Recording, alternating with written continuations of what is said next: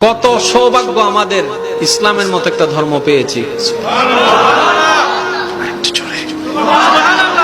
ভাগ্য আমাদের কত ভালো, ইমামুল আম্বিয়া নবী রাহমাতুল লিল আলামিনের মতো একজন নবী পেয়েছি। নসিব আমাদের কত খুশনসিব, কিতাবুল কিতাব কোরআনুল কারীমের মতো কিতাব পেয়েছি। আমরা চতুর্দিকে সৌভাগ্যবান।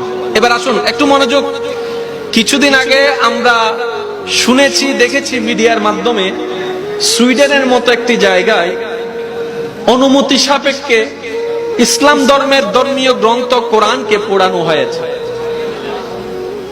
এটা নিয়ে অনেক প্রতিবাদ হলো। রিসেন্টলি নিউজ আসলো, ওই সুইডেন সরকার ওই বিষয়কে সমাধান করার জন্য মুসলমানের পক্ষ থেকে একজন মুসলমানকে অনুমতি দিলেন। ওরা আপনাদের ধর্মীয় গ্রন্থ কোরআনকে আগুন দিয়ে পুড়িয়েছে, এটাই আপনাদের ক্ষোভ, এটাই আপনাদের দুঃখ, এটাই আপনাদের জ্বালা।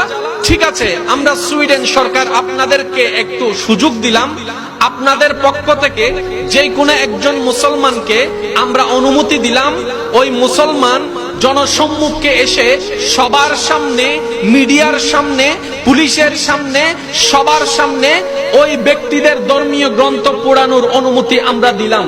মুসলমানদের ধর্মীয় গ্রন্থ কোরআনকে তারা পুড়িয়েছে, সুতরাং তোমরা মুসলমানের পক্ষ থেকে তাদের ধর্মীয় গ্রন্থ, তাদের ধর্মীয় কিতাবকে তোমরা পোড়াও, আমরা তোমাদেরকে সেভ করব, আমরা তোমাদেরকে সিকিউরিটি দিব, কেউ তোমাদের উপর আঘাত করতে পারবে না।